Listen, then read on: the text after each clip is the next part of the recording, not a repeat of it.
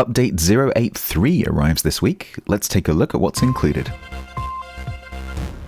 Greetings, StatsBloke, and welcome to this audio-only Foghorn covering Update 083, which hits CIS and NA on Wednesday the 24th, and C and EU on Thursday the 25th.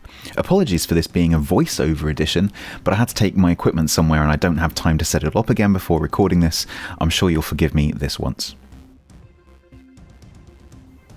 Before I forget, due to the fact that clan battles are now cross-server, clan battles will not be available on the 23rd of April due to the servers being on different versions across the regions. Once everyone has the update on the 24th, clan battles will resume. The main event for 083 and 084 is the introduction of the Russian battleship line.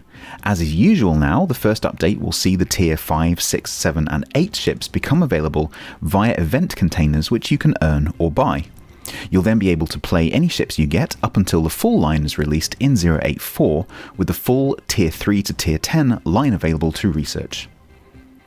I've tested the Russian battleships extensively over the past few weeks, and they are going to be a really great addition to the game. At the lower tiers, they're well armoured, very forgiving dreadnoughts which will be great for beginners and seasoned battleship players alike. The entire line encourages sensible, aggressive play, with guns which are powerful at close and medium ranges, and quick cooldown on the limited use damage control party consumable. The armour schemes at higher tiers reward positioning which protects your flanks, and these ships are best used for bow tanking at the beginning of a match and pushing the remaining enemy towards the end of a match. I'm really looking forward to playing these ships again. To celebrate this new line, there's a new event in-game called Victory Competition, though I've come to think of it as Honour and Glory after the names of the two teams. You may remember Eagles and Sharks last year. Go Eagles. Well, this has a similar format to that, except the teams are self-balancing. To prevent one team from becoming popular and winning by default, the winning team difficulty level is increased, allowing the losing team to catch up. The team with the higher difficulty level has harder targets to reach, but the rewards are greater. The lower difficulty team has easier targets to reach, but the rewards are lower. Each day you log in, you'll choose either Honour or Glory, and you'll get loyalty points for each team. When you accumulate 15 loyalty points, you'll get a special loyalty reward for that team. As this event runs for at least 2 updates, you should be able to get the loyalty reward for both teams if you play frequently. My advice is, if you don't have much time to play on a certain day, choose the lower difficulty team. You'll reach the targets more easily and get the top, albeit smaller, rewards. If you have plenty of time to play, join the higher difficulty team for the greater rewards. You get points for doing various things in-game, like winning or getting heroic achievements. See the table import for details. There are also in-battle personal missions which may pop up, like set 3 fires or get 100 main battery shell hits. Complete these missions to get additional points for your team. This event introduces a temporary currency called Allowance Tokens into the game. As usual, these can be spent in the armory to acquire items such as temporary and permanent camouflages, in this case for Tier 8 Soviet ships. You will also have the opportunity to get Tier 7 Soviet cruiser Lazo. Clan commanders, pay attention. In 083, a new building can be built for free in the clan base, the Treasury. For the first time, this will allow clan commanders and deputies to reward clan members by distributing clan resources to individual members. Commanders and deputies will all have the power to do this, so you may want to discuss with your command team how you will distribute clan resources and when. I recommend drawing up your process after discussing it together so there's no argument later on. You might, for example, want to reward people who play the most clan battles in a season, or who help new recruits. Clans will win pool resources by placing well in clan battles, and for other events to be introduced later on.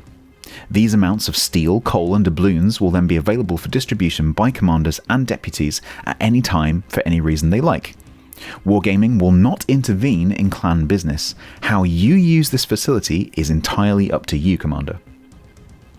If you're a clan member, ask your clan commander how they plan to use this feature and make sure that they're aware of it.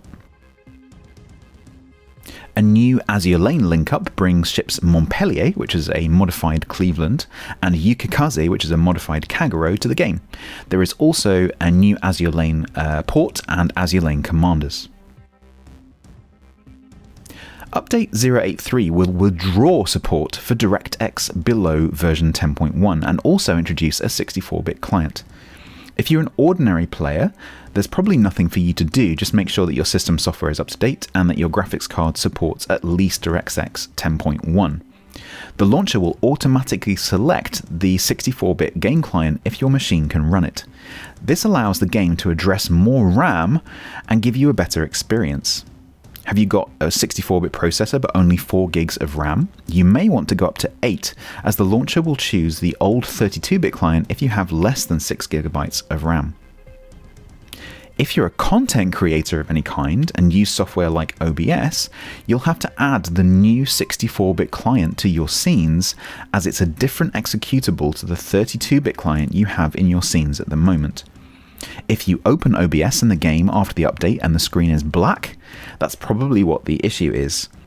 The system resource requirements of the 64-bit client will obviously be different, so be sure to run a test stream or recording before going live for the first time after the update.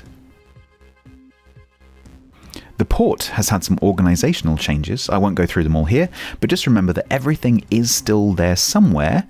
It just may have moved a little, so poke around a bit and you'll find it. You should also find that mounting of signals, flags and camos is significantly faster than before, if my PTS testing is anything to go by. Several new things are being added to the armoury. The main item of interest is Tier 9 Soviet destroyer Neustrashimy, which you may have seen me test on stream over the past few months. It's a stealthy Swiss army knife of a destroyer with an excellent heel and great accuracy thanks to its flat shell arcs. If you get into a knife fight, see if you can get away, use your heel and go back in for more. She'll be available for 2,500 steel, so don't forget to use your ship purchase voucher before it renews at the end of June. Also available in Armory are the Kobayashi camos for Roma, Key and Ashitaka. With minus 50% maintenance and plus 20% credit bonuses, these camos can turn those ships into nice credit earners. Yamato is one of the oldest models in the game, and Wargaming have decided to refresh it to make it more historically accurate. With the exception of a slight AA buff, the ship's gameplay isn't changing, but the entire ship model has been reworked to make her accurate to her configuration during her final voyage. You can also now purchase the Kobayashi camo for Yamato in the shop, armory and exterior port section. Also added to the game are camouflages for Leningrad and Minsk, available via daily missions, and Bourgogne also has a new camouflage available for copper in the armory. Don't forget, at the end of 082, your unspent florins will be converted to credits at a rate of 4,000 credits per florin, so that's this week. At the end of 083, in a few weeks' time, your ironium will be converted at a rate of 16,000 credits per ironium.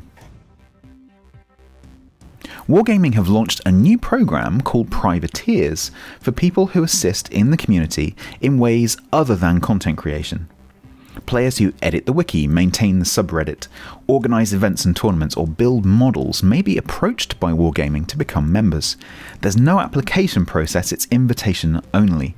Members will get distinctive in-game insignias and flags to use, and access to their own Discord server with access to the game developers, much like community contributors.